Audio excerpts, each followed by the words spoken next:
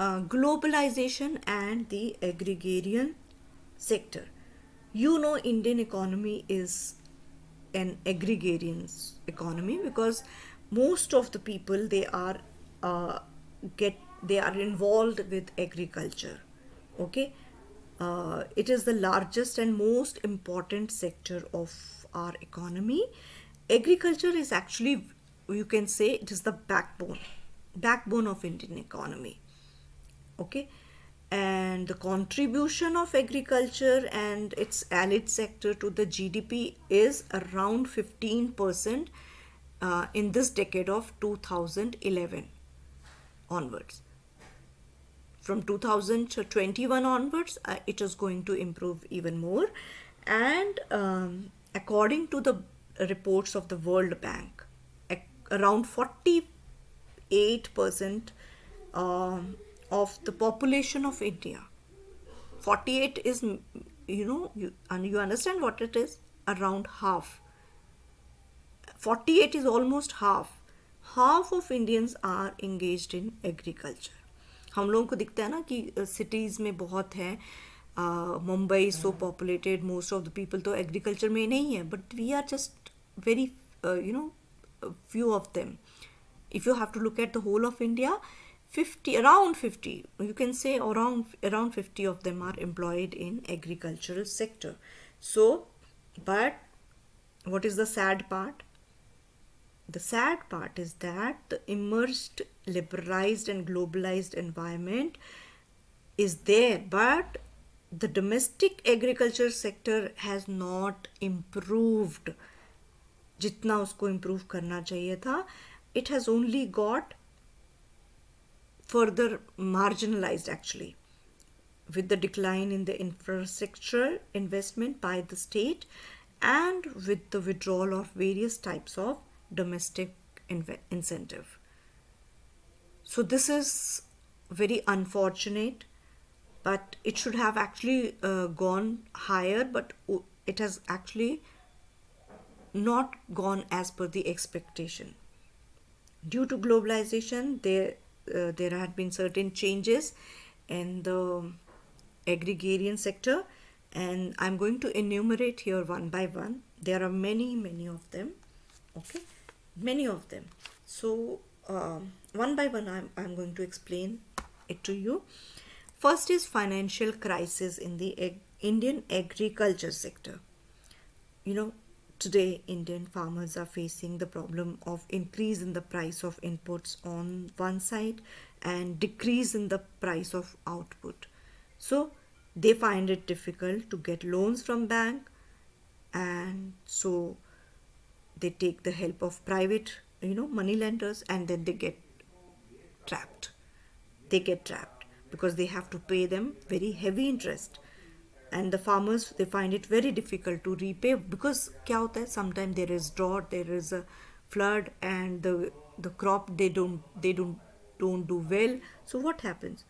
They get into a trap, and then what happens? Very sad, that they commit suicide, they get into debt.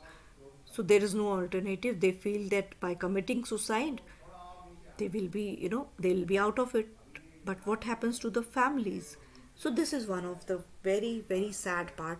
Actually, globalization, it could have actually, if things would managed properly, things would have gone in a right direction.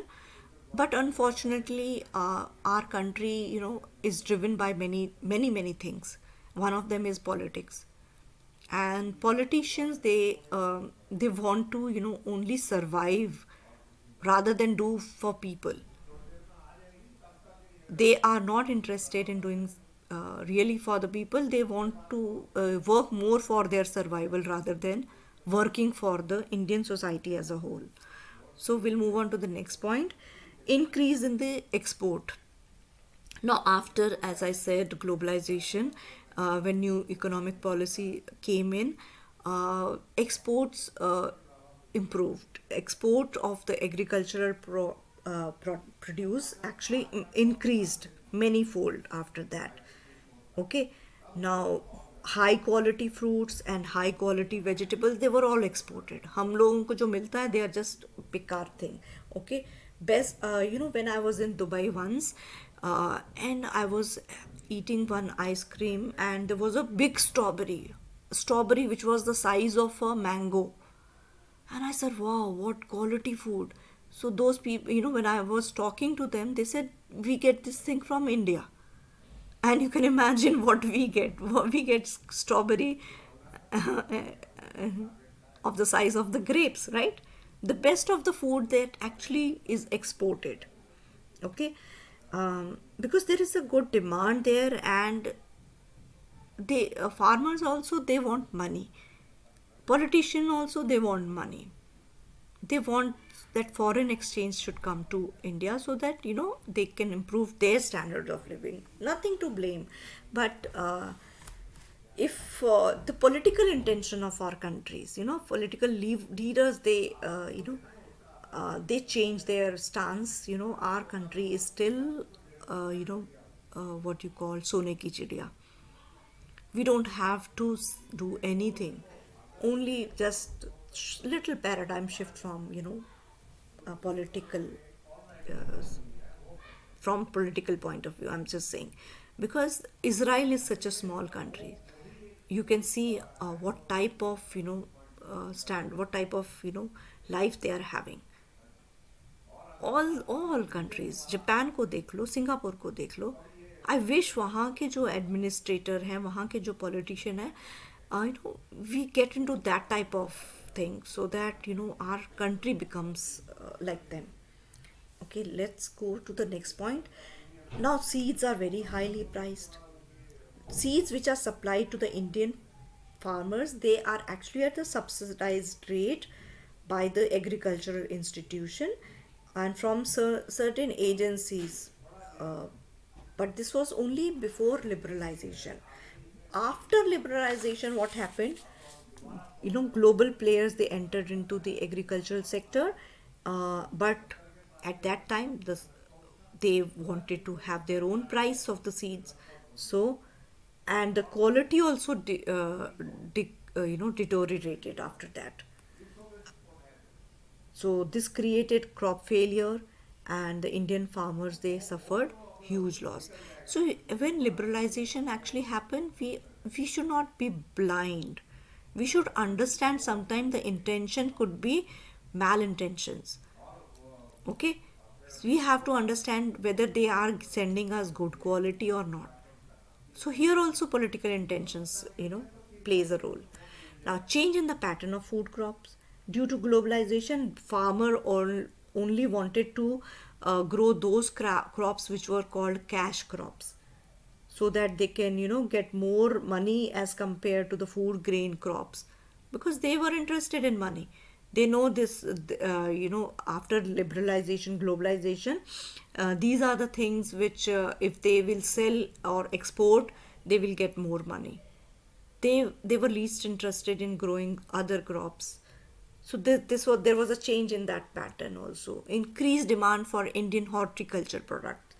Now, because of globalization, there was some modernization also that happened, and that changed the method of cultivation, and the latest farming equipments and the latest methodologies, they all helped in making certain horticultural cultivation very successful. Okay, now there is a steady demand abroad for Indian fruits, Indian vegetable oils, dry fruits, spices. Okay, so because of this modernization only. Next is, there were many tie-ups between agricultural producer and the retail outlets. Because of the globalization, there had been now global giants, they have entered the market. They directly want those agricultural produce to be sent to their retail outlets, and they do the marketing of their products, and they sell it at a cheap rate also. So they want to actually do away with the middlemen. Earlier what used to happen, agriculture farmers, they used to sell their produce at a cheaper rates in mandis and all, and they had a problem with marketing. But once these retail outlets they come up, they do a little bit. They will put those the same uh, produce in a very good display, and they will package it in a nice manner, and uh, they are good with the marketing. There nothing to say. Farmers will not be able to talk about their food as much as the retail, because they know how to woo the customers, right? Then demands for food processing industries, they globalization created lot of demand for processed food. Earlier, two or three decades before, when you used to go to the market, we never used to see so many processed foods. Now you go to the market and the whole shop is full with chips and lays and packaged food, what do you call, okay. So this demand has also increased, okay. There is a great profit definitely, because these they don't perish for after certain time. Packaged food, they last long, though they are not good for health. They had lot of preservative, lot of salt, lot of sugars added to them, because that is how they preserve them, right? But processing industries is booming because people have become lazy. They don't want to go and have the fresh things, they want to have the processed thing. But anyhow, these industries, they have flourished after globalization. Nowadays, आप एक अदरक भी खुद काट के डालना नहीं चाहते हो सब्जी में, you want to buy that अदरक का पेस्ट, राइट? मैंगोज भी आप पल्प बाय करना चाहते हो, but which is not good. If given a chance, you should go for the raw mangoes rather than the pulp. You should go for raw gingers rather than the ginger and garlic paste, right? Coconut का भी, coconut चटनी बनाना है, you bye pulp. अरे why can't we go and buy the coconut itself? थोड़ा मेहनत ज़्यादा है, but then it is good for the for you also, and it is good for the local farmer also, okay. Now, problem of food insufficiency. Globalization actually has made big farmers set their products in the international market. जब वहाँ पे बेच देंगे तो हमारे लिए यहाँ पे सामान कम हो जाता है, right? And they get higher prices, but when they have to and then there is less mal here for us to consume. Under such a situation, there is insufficiency in for us, all of us, in our home country. Now, to avoid such situation, government should make some rules on how much to export, how much to there should be a cap put on here. Let's go to the next point, less employment opportunities. Now, you know that employment opportunity in agriculture is reduced because of the technology that has come in.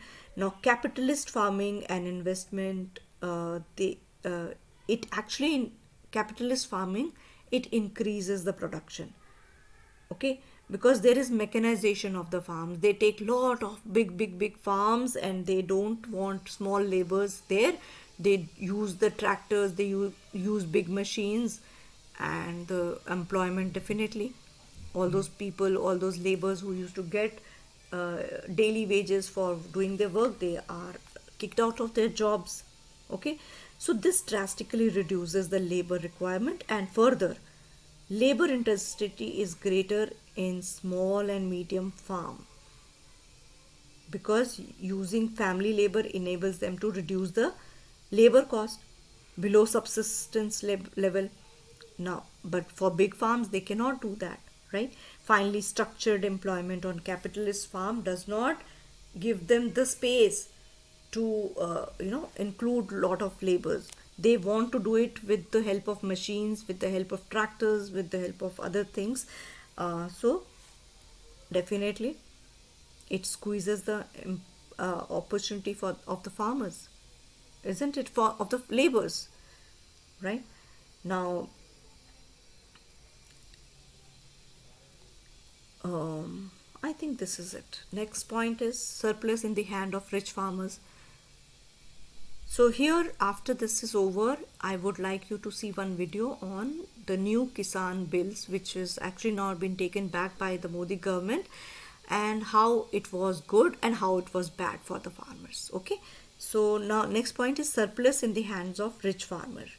Now, concentration of surplus in fewer hand actually means, uh, you know, that means the poor farmers, the laborers, they don't get the benefit. They blocked the agricultural taxation and demanded favorable terms of trade for agriculture. With they also, try to monopolize all of these sectors. Rich farmers, they are actually a nuisance in some sense, because they don't want to give the benefit to the poor farmer, and they also uh, do their bossgiri uh, with the retail giants also. So further, the surplus, they accumulate the surplus. They don't want to sell it at the price they actually should be sold at, uh, because they want to keep the prices up. प्याज और ये सब चीज़ों के price is not happening because there is less production. It is all happening because surplus is in the hand of rich farmers. They don't get affected. उनको थोड़े time के लिए अगर पैसा नहीं आएगा, they can sustain themselves, but they stock it and they don't want that the prices should go down. Okay, this is one of the reason. Now, withdrawal of state. Now, states earlier, they used to interfere and intervene in the market process to protect the economic space of the domestic producer, but now they have withdrawn themselves, because the elaborate structure of control on domestic and international trades actually has actually made the state government and state people not to interfere. They thought they will be able to do well, but then this withdrawal policy has led to this monopolies of those people. They have their own demands, they do according to their whims and fancies. So there's lot of control.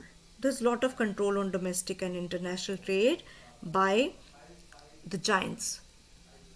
And subsequently, the withdrawal of state has also been there. So what happens? Prices, uh, you know they're not getting the correct price for their produce. So who is the sufferer? It is the farmer. Rich, they are able to sustain that period, but it is the farmers who have to really uh, because they are hand to mouth. They most of the time they're mostly hand to mouth. If they are not given the price at that time, what will they do in the coming week? They won't be able to survive. So they are desperate. Rich people have got money because they can hold on. They can hold on for months and months. But for a poor farmer, it becomes a situation of do or die. Okay. Now, multinationals and big domestic units are also entering this field. So you understand, it is going to further aggravate the situation, right? Next is price fall after liberalization. So after liberalization happened, the prices, they had actually fallen. The commodities price, they have fallen. Now, exim policies in the post liberalization period, it removed the import control on agriculture commodities very rapidly. Okay, now the prices of all the primary commodities, they have fallen drastically after the year 1990s. Actually mid 90s से शुरू हो गया था 1995 के बाद. Okay, now what is contract farming? Next point is contract farming. Contract farming मैंने I think लिखा नहीं है, और what happened? is it? Contract farming. So contract farming का मतलब होता है farmers are commissioned to produce and supply a specific product in specific quantity and of a specific quality at a specific time, and also the price is also told to them कि इतना ही price होना चाहिए. So the company provides the seed, they provide fertilizers, they provide technology, and also they give money, credit also, and also they give the farm equipment to the farmer. So farmer का काम is only to produce. Rest of the things are given by the companies. So this is called contract farming. Okay. Now the companies, when they provide everything, for example, Pepsi and Niger and HUL, these they want to grow mustard crop in Punjab, okay, wheat crop in Madhya Pradesh, then horticulture and floriculture. These are all examples of contract farming because they have the technology. They want farmers to go into only that type of thing कि इतने time में आप हमको इतना सामान दे दो. So this is also the impact of globalization. Okay. Now contract farming is actually confined to only certain areas. It has not still taken over by whole of the agrarian sector of India. Okay. Next is non-viability of farms and increase in the landlessness.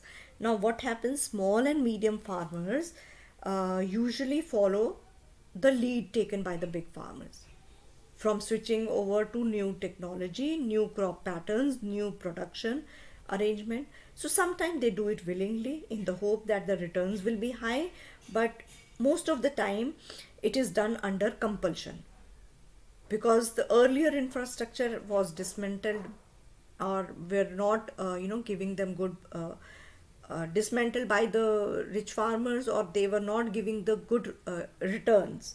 Okay, so many of the small and medium farmers, they shift from the coarse grain to soya beans, new variety of cottons and oil seed productions. So up they depend mostly कि बड़े farmers क्या कर रहे हैं, so they also shift. Okay, now this shift requires sustainability. Okay, how do they do that? By having lot of only growing one type of crop, and that is how they will sustain na, or by having good market. अगर उसको market ही नहीं मिलेगा, so if they are growing certain crops, why would they do it? So there has to be sustainability, because if there is a demand, only then they will produce that type of crop.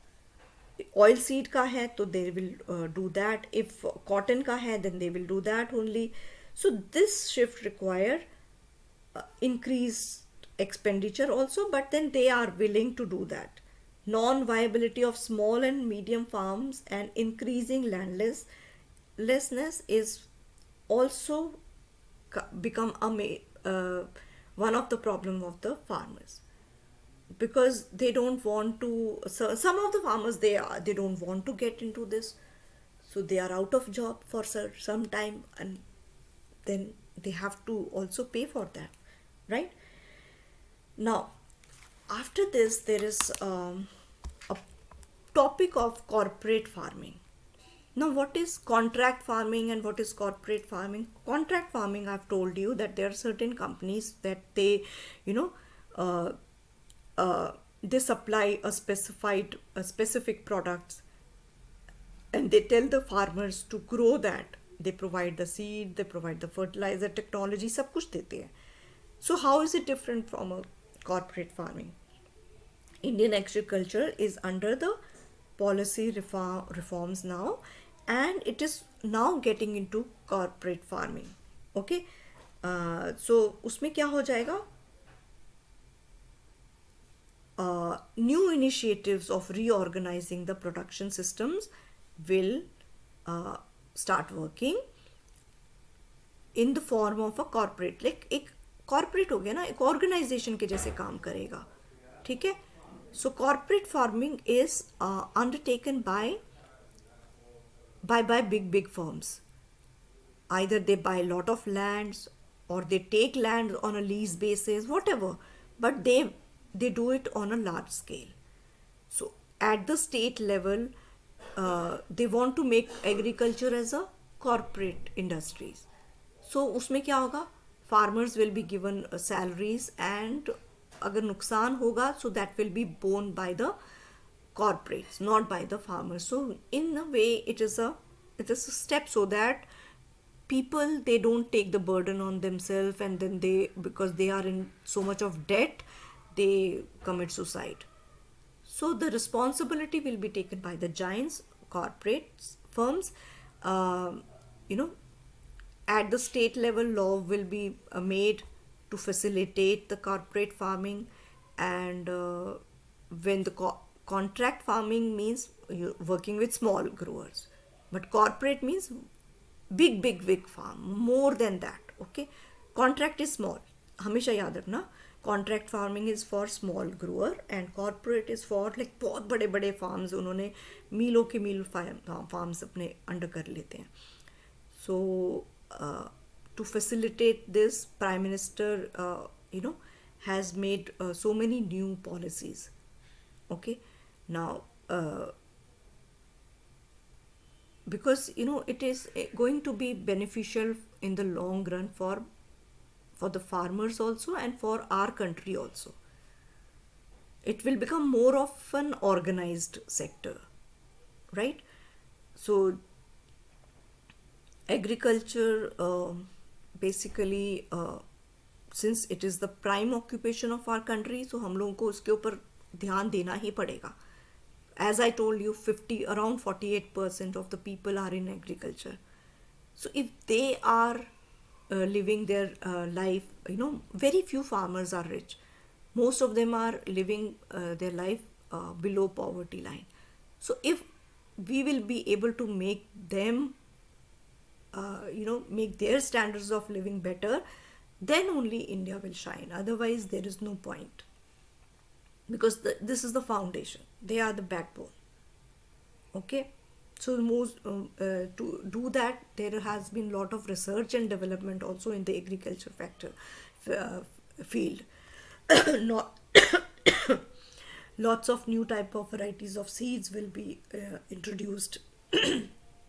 Okay, then they will be given tractors, they will be given machines and helicopters. Corporate farming में तो helicopters भी use होंगे, मालूम है आपको, because the fields are very big fields, and how they're going to drop the fertilizers or anything, dropping of seeds also through the helicopters. Okay, I hope the time हो गया होगा. I think only 2 minutes left, and I'm not feeling well, so I will take your leave now. Please excuse me. Today I had not been keeping well, but still I took the class.